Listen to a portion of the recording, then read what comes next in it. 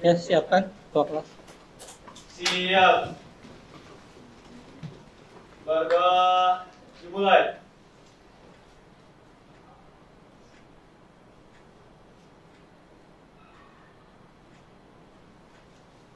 Berdoa selesai. Hamba salam. Assalamualaikum warahmatullahi wabarakatuh. Waalaikumsalam warahmatullahi wabarakatuh. Gimana kabarnya? Semoga kita sehat walafiat yang ada di sini. Oke, untuk hari ini pelajaran komputer akuntansi kita materinya tentang menganalisis kartu piutang, kartu hutang, serta kartu persediaan ya untuk perusahaan jasa. Jadi bedanya perusahaan jasa dengan perusahaan dagang adalah karena dagang itu ada barang yang didagangkan. Tapi kartunya, piutang dan hutangnya itu sama. Hanya persediaannya yang beda. Oke ya. Kita harus bedakan antara piutang dengan kartu piutang. Ya. Piutang dengan kartu piutang. Kalau piutang itu apanya? Ya, kegiatannya ya. Kegiatannya membeli atau menjual barang secara kredit menimbulkan piutang. Nah, untuk menulis kegiatan piutangnya itu dibutuhkan yang namanya kartu. Ya, kartu. Kartu itu atau formulirnya atau dokumennya ya. Ya. Untuk lebih jelasnya pembahasan tentang kartu piutang, kartu hutang maupun persediaan di Mayop, nah, kita harus merujuk pada aplikasinya ya. Cara membuatnya seperti apa. Nanti kalau ada soal-soal yang membingungkan ya, kita memecahkan masalahnya bersama-sama. Kita lihat cara membuat kartu piutang di Mayop ya. Kita buka programnya dulu Mayop ini. Ya. Kita buka program dari PT Gria-nya dulu ya. Gria-nya nih ya. Kita buka. Oke. Nah, ini contoh yang mudah ya. Ini contoh kartu yang udah dibuat ya. Contoh kartu customer ya. Customer artinya pelanggan.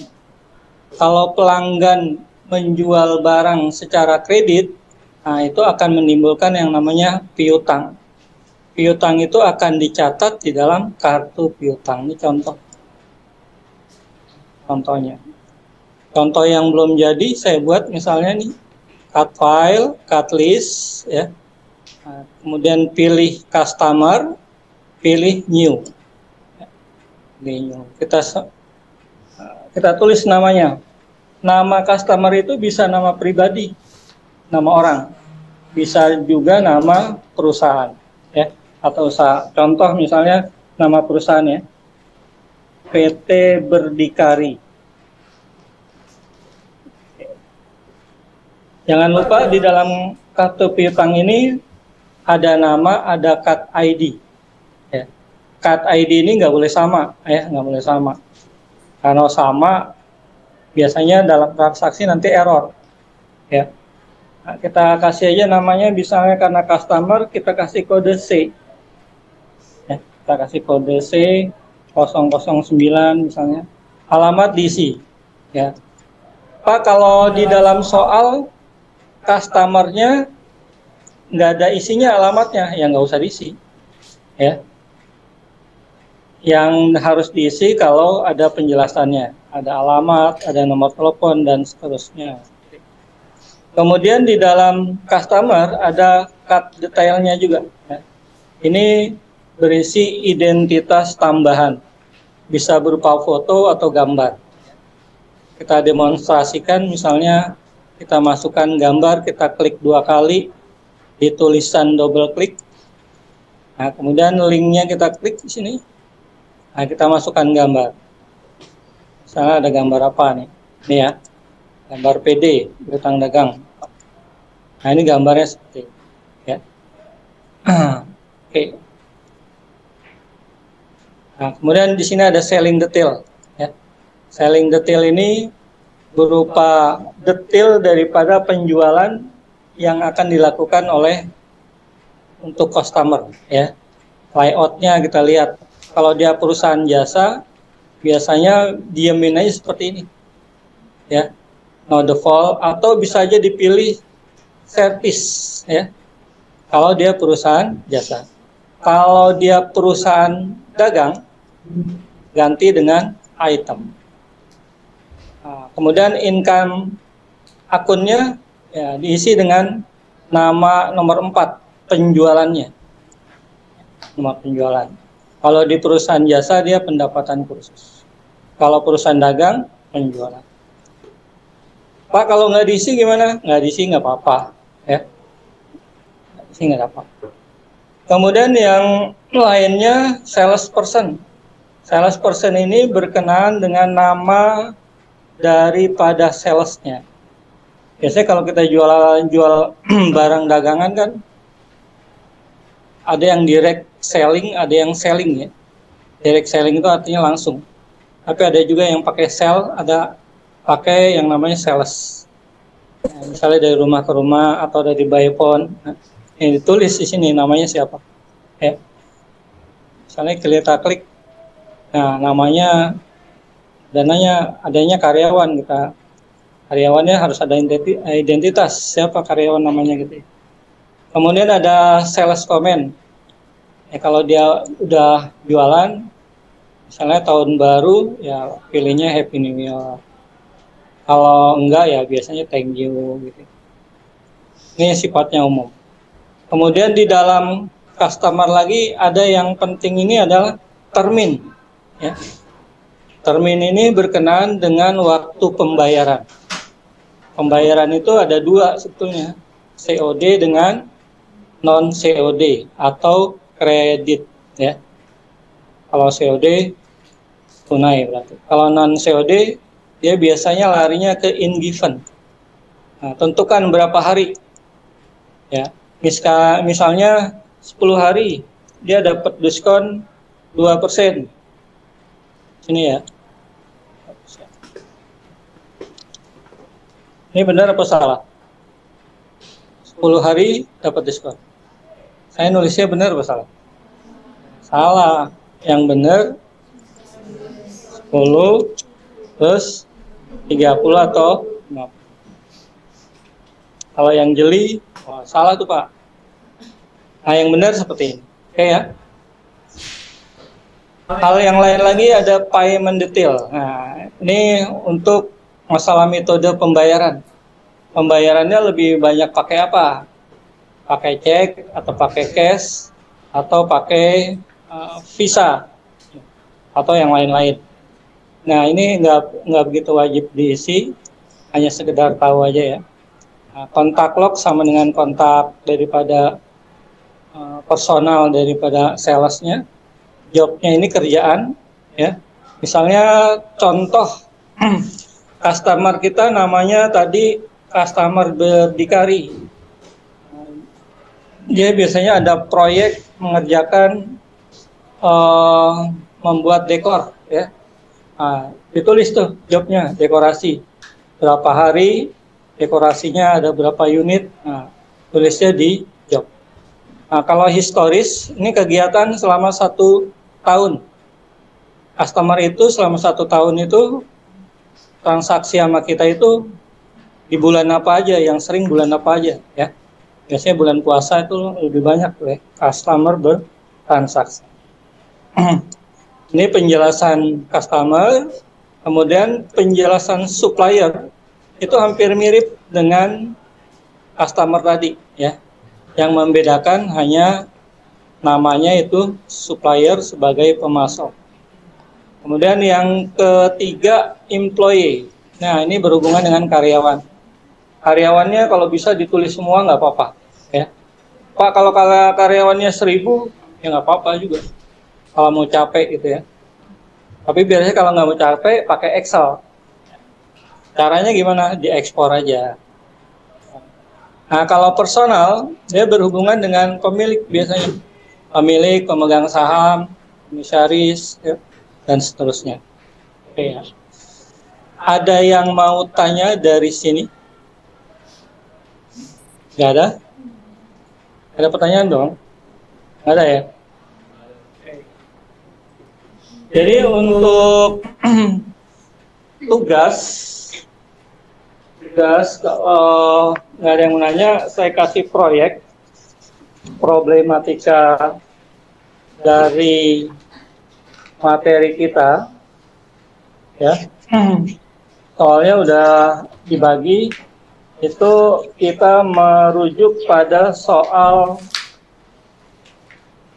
yang praktek, ya. Di keterampilan 3, coba dilihat soalnya.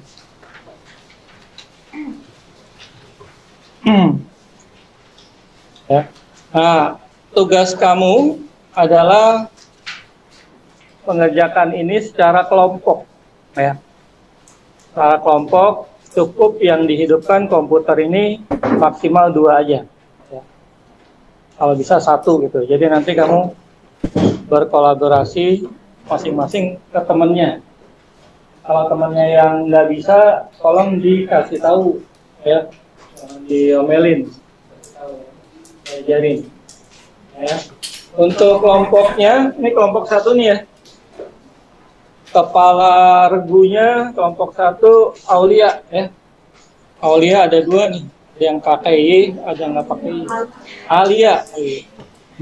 Alia Rahayu. Sebetulnya sama bacanya, kamu protes aja gitu. Terus kelompok 2 ada bapak-bapaknya, Debbie, tunjuk laki, ya. Kemudian yang kelompok 3 Marsha, ya. Marsha and the Bear.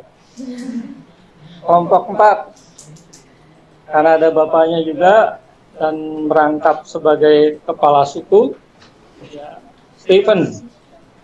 Kelompok 5 ya apa ya? Yang pinter kelompok 5 siapa? Semuanya pinter, Pak. Kalau nggak pinter nggak naik. Kelompok 5 Zahwa, mana Zahwa? Oke, Zahwa. Kalau Zahra? Oh ya. Zahra, Yolanda.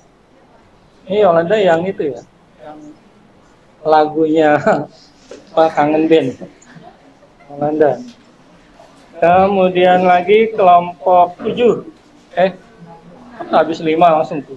Nomor 6, kelompok 6. Ada mantan Presiden Mesir, Sadat. Kelompok 7 tadi siapa? Natesa. Mana Natesa? Ya, Natesa. Kalau Nirmala, Fiona pakai P, ya. Kemudian 8 Evi, Pitama. 9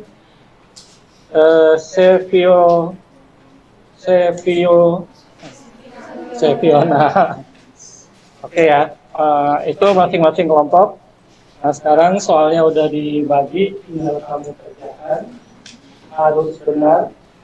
Nanti presentasikan, akan ditanya jawab oleh teman-teman kamu. Tapi kalau nggak bisa nangis aja. Ya, silakan waktunya berapa menit? Jadi yang dikerjakan itu ada 3 hal ya. Soal keterampilan, soal pengetahuan, sama nanti refleksi. Oke, sekarang berkelompok masing-masing.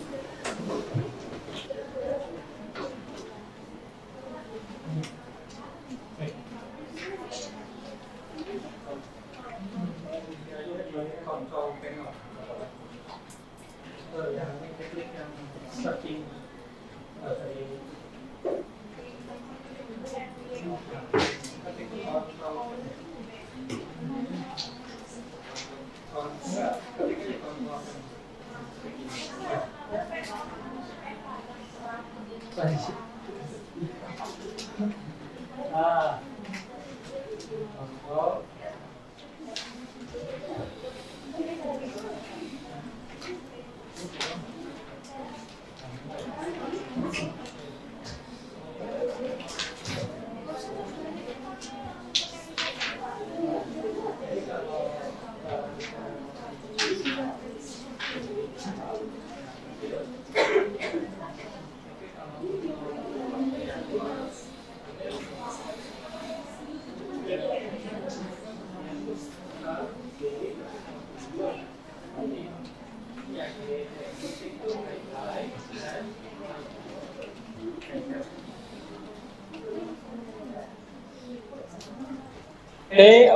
karena tugasnya udah dikirim, ini saya cek dulu ya. Oke, 1, 2, 3, 4, 5, 6. Bukan. Baru 5 nih. Priscilla, Agustin, Saskia, Yolanda, Jihan, Evi. Kelompok 7 dah. Ini saya tutup ya. Jadi nanti masing-masing kelompok mempresentasikan hasil kegiatannya, dan yang lain kalau ada yang belum jelas dari presentasi temannya boleh ditanyakan. Oke. Yang maju dulu kelompoknya Evi. Ya, nanti kamu download ya Evi ya. Download, terus biasanya adanya di download. Nanti kamu buka ini ya.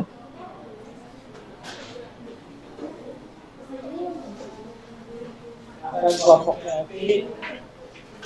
Yang lainnya sedia pertanyaan yang sulit, tapi nggak nyusahin.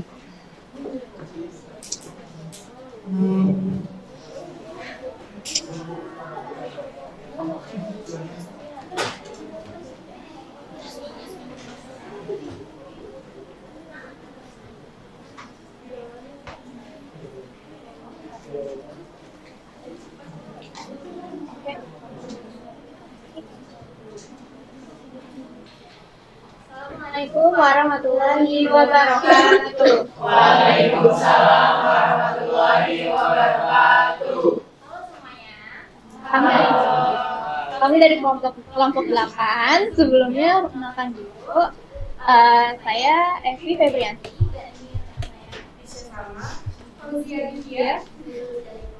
Jadi di sini kami akan mempresentasikan hasil kerja kami, yaitu membuat kartu utang, kartu piutang, dan persediaan.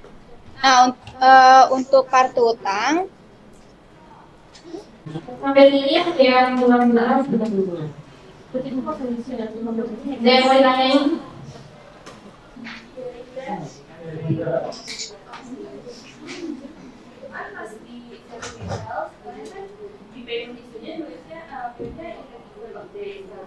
Apa bedanya itu sama yang lain kayak COD, prepaid atau apa dari offline?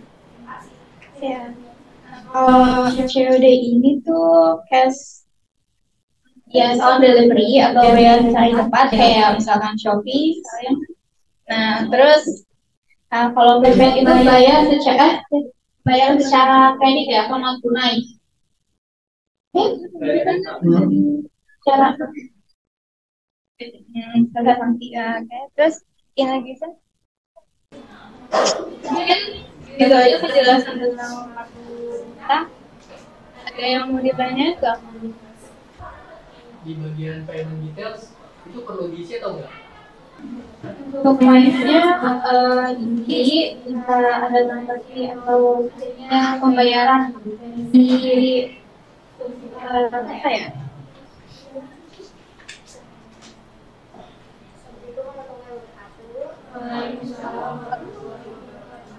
Saya Sari dari perwakilan kelompok 7 izin ditanya.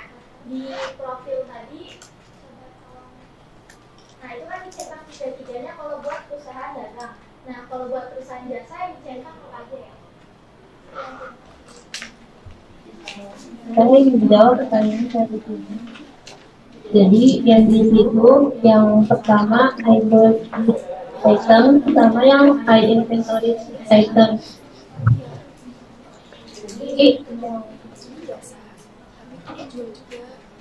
Jadi yang diisi itu sesuai dengan nama persediaannya. Di sini kan komputer, jadi kita nyari itu komputer itu sesuai sama persediaannya aja, Pi. Itu belum jelas belum? Oke, terima kasih. Ya, presentasi dari kelompok 8. Yang maaf dan semoga ilmu yang disampaikan bermanfaat. Assalamualaikum warahmatullahi wabarakatuh. Waalaikumsalam.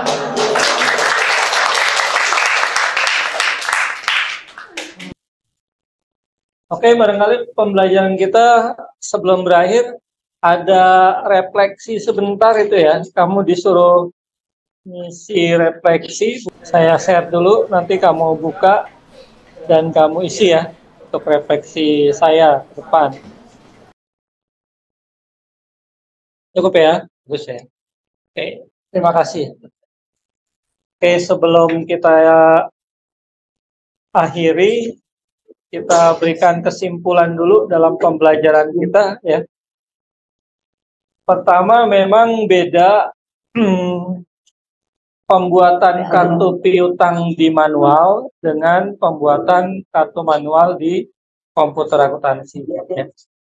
Kalau di komputer akuntansi, pembuatan kartu piutang, hutang, persediaan itu lebih ribet ya, karena menu-menunya banyak. Yang kedua, karena ini aplikasi orang luar, yaitu Australia, berbahasa Inggris, kita jadi belajar 2 kali ya.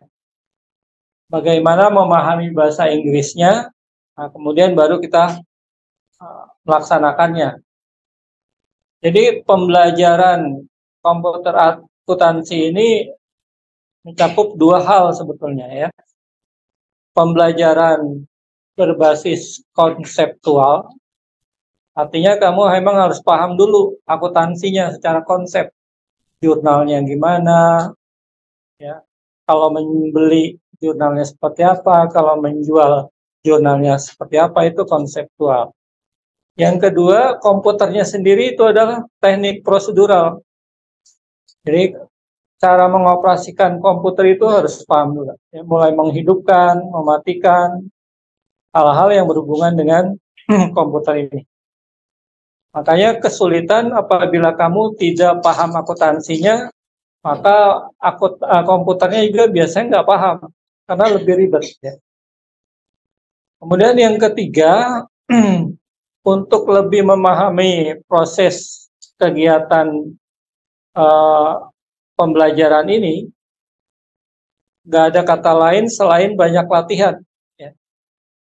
Soal-soal yang saya berikan tuh agak lumayan banyak, nah dibuat latihan di rumah. Dan untuk pertemuan selanjutnya, semoga kamu lebih memahami lagi. Untuk lebih memahami lagi, kamu harus baca-baca juga literasinya.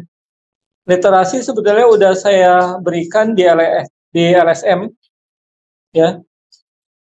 Di learningnya itu buku-buku bacaan ya. Kalau kamu rajin baca, insya Allah gampang.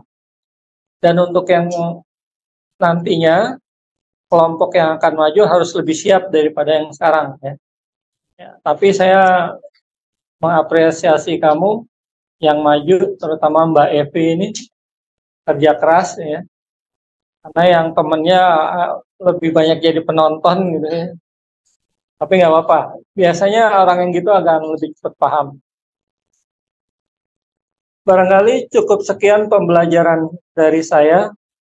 Kurang dan lebihnya saya minta maaf. Wassalamualaikum warahmatullahi wabarakatuh. Waalaikumsalam.